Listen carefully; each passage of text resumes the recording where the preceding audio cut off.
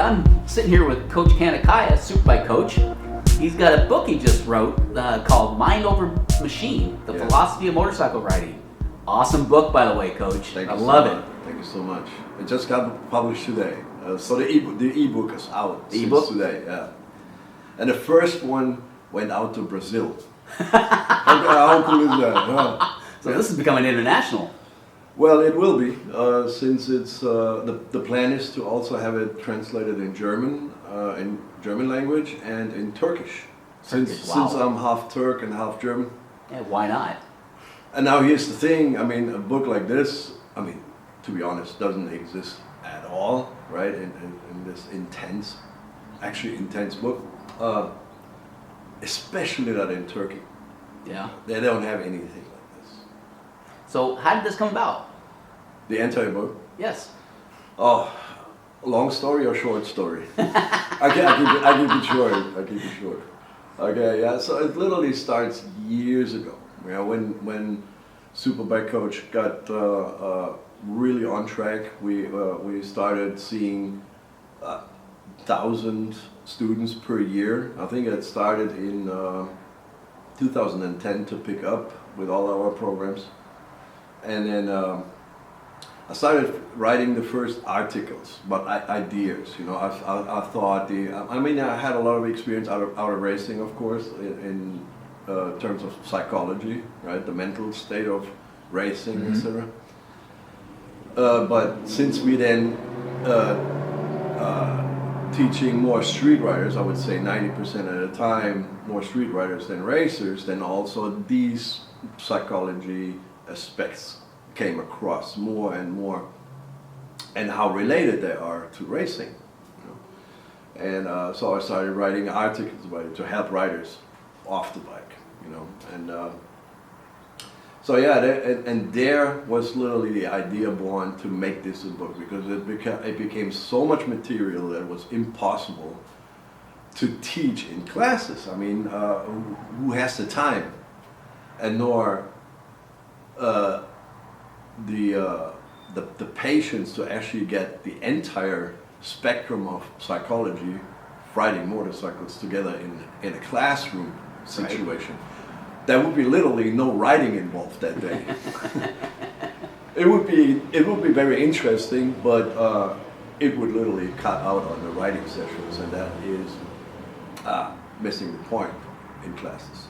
So I started writing this all together. There were more articles, blog articles, but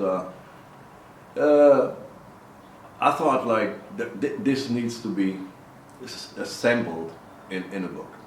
That's pretty much it. And it took me ever since, what's that now, 6-7 years of bringing all this material together. I was literally writing on the last article on the last subject in December, pretty much. Yeah, that's how long it took. Yeah, I've read a few books over the years on motorcycle riding, and this book, reading it, I wish this thing was back, you know, in the mid-late 80s when I started, because it made me think of all the aspects of riding and what my mental state was. It now makes sense. Yeah. See, I don't want to blame other books, or I don't want to make other books look bad, just to make mine look better. I don't do that. But most of the time, the material I got to read was designed to make the rider feel good. Right? Here's the next shoulder tap, the tap on the butt, said, "How are you doing? Good," kind of thing, right? Look, you know why you like riding into the sunset. You know why you like riding on a racetrack. Nobody has to tell you that in a book. Why you are so shitty, that needs to be taught. Straight up, with brutal honesty. And that is something I learned the hard way, more or less, confronting myself with that brutal honesty of my performance. Seeing myself from a different angle. Instead of from an ego angle, where I find myself quickly in excuses yeah, ego-driven excuses, just to protect my ego. It is quickly said, yeah, it's the tires. It was the tire choice, the teammate, or whatever, you know. And so there's a whole lot of range of excuses you can get lost in, and that is something which is also covered in that book, you know. And that goes also to street riders. They also live in these ego-driven decision making and self-protection, you know. So yeah. So really, it sounds like the reason behind the book is really to try to open everybody's eyes up, you know, as to why they ride, the situations they get in, you know, how they react to it. Yeah. You know. Yeah. It's like situations they're riding into, right? Here's your daily situation. Yeah. You there's that next car taking you right away. You're ending up finding yourself too fast on a turn. From there, you are only mentally driven. Everything you learned on the physical side, physical skills, gets lost in no time if you don't have the mental capacity to deal with this.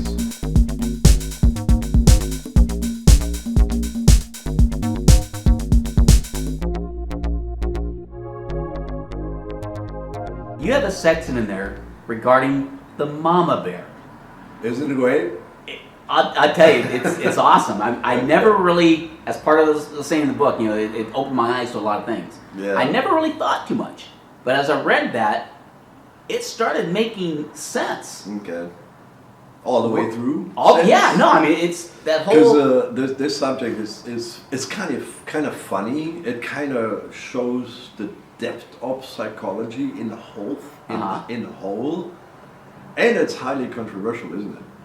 Yeah, it's been, and it's the whole racing. It's not just, you know, motorcycles. You know, this whole mama bear effect, it goes into everything in life, really. Pretty much. You know, that I see. Yeah. Yes. Pretty much. Yeah. Where- It focuses on the female riders. Right. And the psychology behind it. Right. Yeah. Where did that come from? Actually, directly from my daughter. No, actually not. I had a female student at Thunderhill Raceway. That's 4 or 5 years ago, and she is or at least was, as far as I know. She was a racer back then, and she was struggling. She was hitting one plateau after another, and that's literally the first time I dropped off the mama bear effect issue. That literally covers, of course, with her back then I didn't go that intense into that subject, because that comes back to what I said there in the first place. You know, I don't have time for going into depth as much as I can, as I could in the book. So, and here we are. So that's where I dropped it off the first time, and that's pretty much telling her that she doesn't have a killer instinct, which a male rider, a male racer has from birth. She needs to find a way to turn us on. Right. The mama bear effect, I hope that makes already sense, right? A mama bear would die to protect its cubs when the time comes. And it would go over dead bodies to do so. You see what I'm Yeah, going? I mean, you read it, you know. Yeah, where the male counterpart wouldn't necessarily. It's almost a 24/7. Yeah, thing. it's on. Yeah, it's always especially on. with the racers Yeah. who has a high level ego level and competitiveness. I mean, like an apex predator. Yeah. It came really across to me, and because there is even more depth to it, right? When I taught my daughter Jill, and then because she made such a progress in a very, very short time period, she went from within a year from a parking lot beginner learning the shift and never made it through a right turn first time around, to a knee dragger within our classes in a very, very short time period. While, and I know my daughter well, she has a very cautious personality. A paper cut is the end of the world. A subject for the entire week, you know. Not blaming her. That's her natural. That's her nature, right? So not blaming anyone. But she's also an internal competitor. So now, which is cool, right? And it's kind of part of growing up on motorcycles, getting faster, getting a little bit more aggression into it. Having a father that's a racer. Right? Yeah. I'm not calling it, it's in her DNA, I'm not saying that. But since she picked it up so fast, she hit a plateau, and then within the class there was another guy, a male rider, who also got that quick in a very short time period to drag knee, and he became really, really fast, even faster than her, in about the same time frame she was riding. Right. Does that make sense? Yeah, I remember that day. So that literally got her frustrated, and I was standing right next to her and saw her eyes, her body language was literally talking to me that day. And then I look at her and go like, are you comparing yourself with him right now? And she knows exactly how I am striving for being truthful right there, and she can't lie to me because I know. And she goes, yes, I am. And then, yeah, this is why you're frustrated, right? And then, so I tried to find ways to make her not being frustrated with it, to see the upsides of it, which is hard, right? I mean, there is also some uncomfortable truth to go through. Yes. And that is one, because she doesn't have the kill instinct, because her nature is actually the more cautiousness. Very passive. Person, right? Yeah. So, and then I asked her a question, and on the way back, we're sitting in the truck on the way home, and then I tried to approach this as sensitive as I possibly could, because I don't want to hurt her, right? Mm-hmm. But the truth is, also when it's painful, that question, why are there not female riders in Formula One? Right. Why are there no female riders in MotoGP, the highest level of motorsports? Mm-hmm. Ever thought about that? Well, and then she answers, yeah, well, there's a physical aspect. And there was a long pause, and then she goes, well, there's also a mental, and there it is. So subconsciously she knows. Right. Right? But sometimes you have to say, right? Yes, that maybe destroys dreams, but we got to stay realistically. Exactly. Right? You can't chase dreams that are impossible to chase. Sure, that also helps you to overcome things, but sooner or later it catches up on you again. Mm-hmm. And then maybe it's even more brutal as to know the truth as soon as possible. Am I making sense? Yeah. Right? I mean, it's great to have those dreams, but in the process of those dreams, you're going to have realistic goals. Yes. You know, otherwise you're just going to get disheartened, or whatever that word is, and it's going to drop off because your interest all of a sudden is going to just go away. So I'm not sitting here or telling in my book, forget it, it's impossible. I'm not saying that. But to really live this dream and really achieve this dream, you gotta grown up in the right environment already. Mm-hmm. Everything has to play along already. When the moment you can talk, the moment you can walk, the moment you sit the first time on your bicycle and your dad picks you up with a bleeding knee and says, keep going. Instead of babying that 3-year-old little girl, mm-hmm. and gives her the next Barbie puppet. I know I maybe sound like really, really, really awful right now, but isn't that the truth?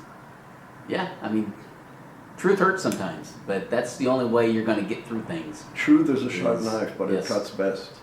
Yes. So yeah, of course, everything is achievable, but within limits. Mm-hmm. And knowing these limits as soon as possible helps a little bit in the long run.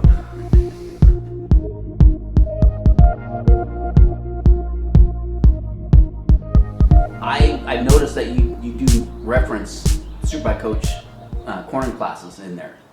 I can see where it goes already. Personally, I can see how your book is an excellent tool to go with that school of yours. What would you say though to those critics that are thinking this is more of a self-promotional book? Too promotional? Yeah, than actually trying to help riders out. Have you written a lot of motorcycle books? Like either way on the psychology side or on the physical side? Not too many. I've read a couple books on basically the fundamentals of riding. You know, why you do things. But most of them came from schools, etc. Yeah. So they have the credits of actually writing books like this because they have the fundamentals to actually write books. Yes. Things like that. Okay, can you point one of these books out which was not promotional? One? Not offhand, I can't. Yeah. So the books I know, literally on every page, there's a reference to the school and whatnot. What I don't see as a negative, because this is where there. So mine in Mind Over Machine is where the material is coming from. I mean, what would it be without it? There naturally has to be a reference to things, anecdotes, right? Mm-hmm. I mean, anecdotes coming from somewhere. I'm not pulling this stuff out of my nose, and by saying this is where it's coming from, gives it the credentials, doesn't it? Otherwise, how would you know where it's coming from? Exactly. I mean, this book is literally an extension of what we teach in our classes. How can it be not a reference to the school? And vice versa. How can it be not?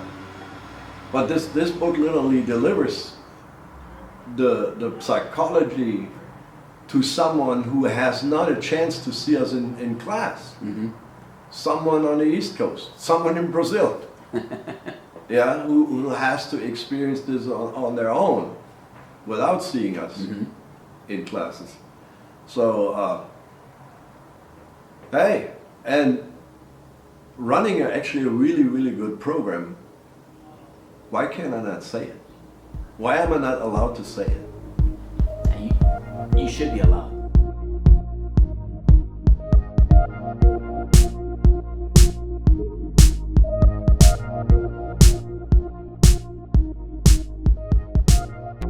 Coach, you've got a section in your book that talks about learning in the right order, your ABCs. Yeah, where you should not learn the ABCs starting with a P, that one? Yeah, that one. It's kind of funny too, isn't it? Yeah, really, especially when it makes me think of a section at the end of the book that you mentioned. Okay. You know, that I really think your critics are really going to have a hard time grasping. Okay, let me try to remember. Oh, I think I know what you mean, where the critics can fall over. Uh-huh. Okay, I bet that's that section, that last sentence, is where I say, like, go pick your school. I just hope that school you picked knows about the right learning in the right order as much as we do. Yeah. This one? Yes.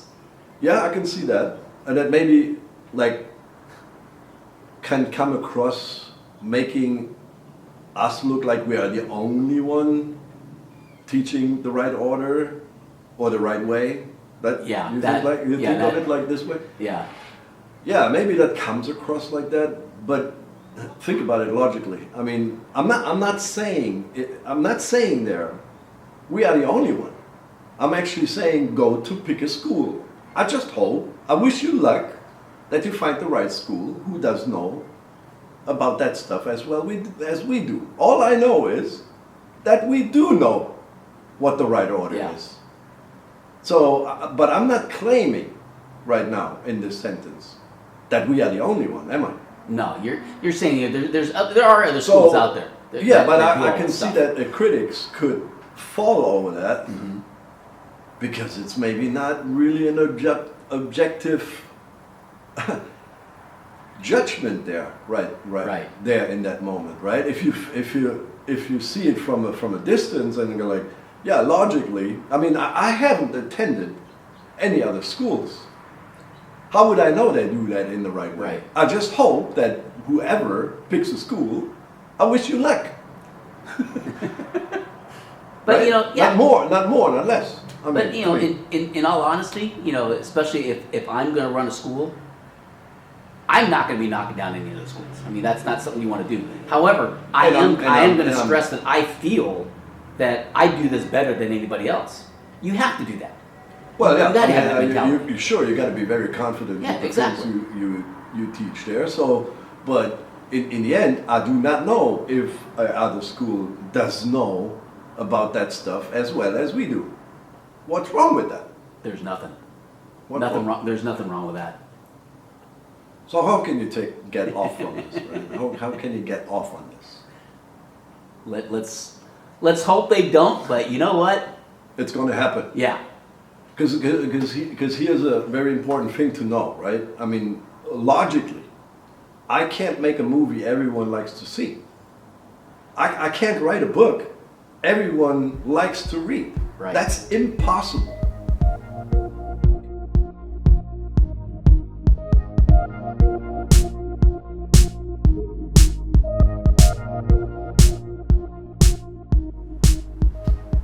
So you mentioned about you can't please everybody.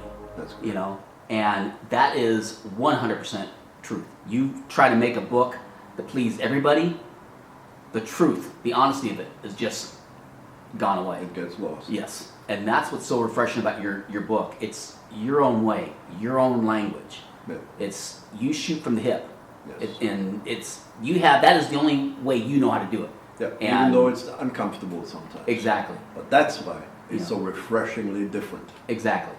Is the language harsh? Yes, Sometimes, yes. but you know it's truthful. But and- it's also mostly used as an eye opener exactly. to grasp that attention, Hmm. right?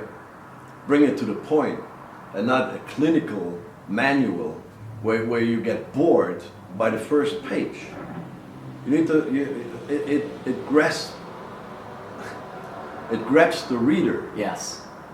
by the throat. That's what I'm trying to do. I'm not denying that. I want this. This is intentional. It is an intense book. It is. And what I also like about it is, and what I think a lot of people don't really quite understand, and maybe that is an American thing, and that's my own personal opinion, but much like you shoot from your hip and your honesty is brutal honesty, I would like to have somebody go take, say, a seminar with the likes of like Kenny Roberts, Oh. Joey Dunlop, Mick Doohan. Oh, You want to talk about brutal honesty? oh, you get your ass kicked every day, Exactly. all day long, Exactly. all night long. You know. But if you just cut your ego out and look at it from a distance, you will find that logic. Exactly. That logic, what I'm after. That's all what I want. I don't want to hurt anyone. I don't want to make other schools, other books looking bad. They all have their niche. They all have their place, and it's all good as long as the information is right. How do I know? I don't. Go read them. Go to other schools. I'm fine with it. All I'm saying is, good luck. I hope for you that they know their shit as much as we do, and that I should be able to say that. Right? Amen, brother. Thank you. Thank you for your time.